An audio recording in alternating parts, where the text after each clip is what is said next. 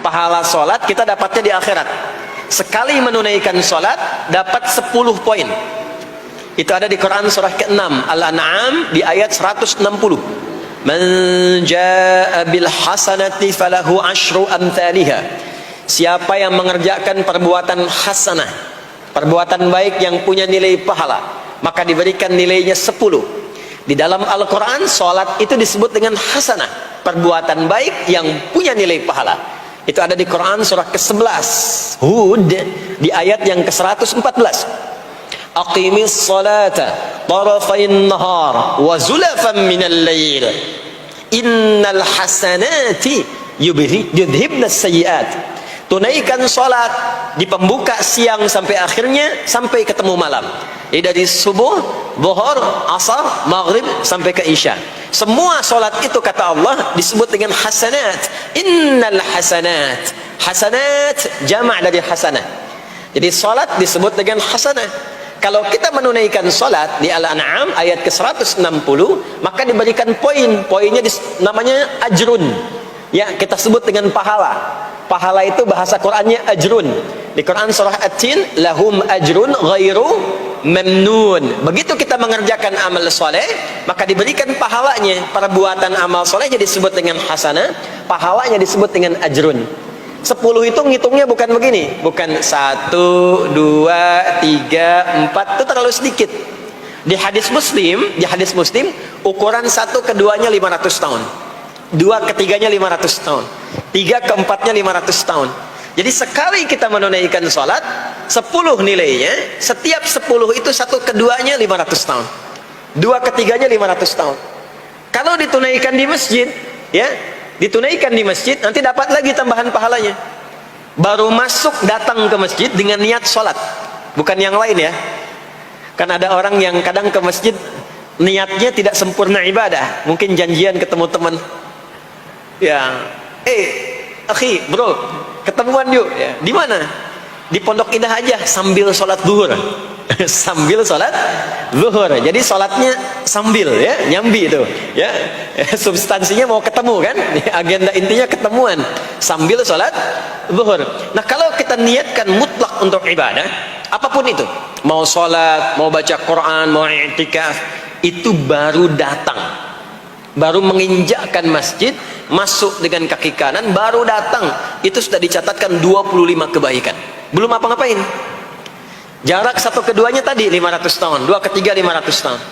Kalau dilakukan sholatnya berjamaah, maka dapat tambahan 27, kalikan 27. Sudah dapat 10, 10 kali 27 berapa tuh? Ya, 270. Setiap satunya kalikan 500 tahun. Maka sholat di masjid itu bukan main-main. Itu kelihatannya nanti 2. Saat sakaratul maut, pahala itu ditampakkan. Jadi pahala itu bukan sekarang. Pahala itu saat kita pulang. Nanti begitu akan meninggal, ditampakkan itu. Ya, pahala yang telah kita kerjakan itu dalam bentuk amal yang diridhoi oleh Allah. Makanya orang-orang yang rajin beramal saleh, ya, hasanahnya banyak, itu hidupnya tenang. Karena dia merasa tenang, jiwanya pun tenang. Ketika pulang pun dia berada dalam ketenangan. Itu yang menjadikan dia kadang senyum. Ada orang yang akan meninggal itu senyum. Ya, sedang baca Quran, ada yang sedang duduk, ada yang sedang ngaji, ada yang sedang sholat. Saking tenangnya, panggilannya pun tenang. Quran surah 89 ayat ke-27 sampai ayat 30. Ya ayyatuhan nafsul mutmainnah, hei jiwa-jiwa yang tenang, irji'i ila rabbiki radiyatan mardiyah, cepat pulang, aku sudah ridha dengan amalmu, engkau pun akan ridha dengan pemberianku. Fadkhuli fi ibadi, masuk golongan hambaku. Ibad itu jama' dari kata abdun. Abdun itu adalah nama bagi hamba yang senantiasa memperbanyak ibadah. Ketika dia ibadah punya hasanat, maka dikonfirmasi saat pulangnya, ditampakkan hasanatnya, ditampakkan hasil pahalanya. Itu yang menjadikan, pernah dengar Sayyidah Asyah, Siti Asyah? Siapa beliau? Istrinya Firaun kan? Ya, kan ada kisah Firaun dalam Al-Quran. Ketika beliau akan dieksekusi oleh Firaun, la'natullahi alaihi, Firaun itu akan mengadab, akan menghukum istrinya sendiri, Sayyidah Asyah. Ketika akan disiksa dan sudah diikat dalam tiang itu, akan disiksa, Maka beliau berdoa, Siti Asiyah itu, dan doanya diviralkan di Al-Quran. Rabbi bnili indaka baitan fil jannah wa najjini min fir'auna wa amali. Ya Allah, aku telah berislam, mempertahankan akidahku saat ini sampai dengan sekarang. Maka mohon ya Allah, berikan kepadaku anugerah di surga nanti, bangunkan satu istana di surga, dan selamatkan aku dari buruknya siksa Firaun, sehingga menjadi tanda bagi orang-orang yang akan beriman bahwa beriman itu menyenangkan. Maka apa yang terjadi? Saat sakaratul maut itu ditampakkanlah oleh Allah istana di surganya, maka dia tersenyum. Dalam senyum itu Firaun kan gak ada imannya, jadi gak ada koneksinya. Maka mulai menghardik, kata Firaun, ini perempuan mau dieksekusi kok malah senyum. Dia nggak tahu kalau dalam keadaan itu surganya sedang ditampakkan, istananya ditampakkan.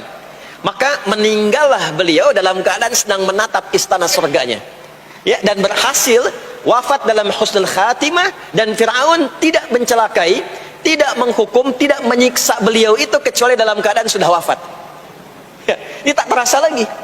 Nah, itulah orang-orang yang saleh, orang-orang yang punya banyak hasanah, ditampakkan sakaratul mautnya, lalu dihisab, nanti baru dikonfirmasi. Maka sekarang diberitakan sebagai ilmal yaqin, saat sakaratul maut diperlihatkan sebagai ainal yaqin, saat masuk nanti ke surga dirasakan sebagai haqqul yaqin. Maka ada ilmal yaqin, ainal yaqin, haqqul yaqin. Itulah yang menjadikan kita sering berdoa supaya semua kegiatan dunianya menjadi hasanah, dan di akhirat dikonfirmasi lagi hasanahnya. Ada di Al-Baqarah surah kedua di ayat ke-201. Wa minhum may yaqulu rabbana atina fid dunya hasanah wa fil akhirati hasanah wa qina adzabannar.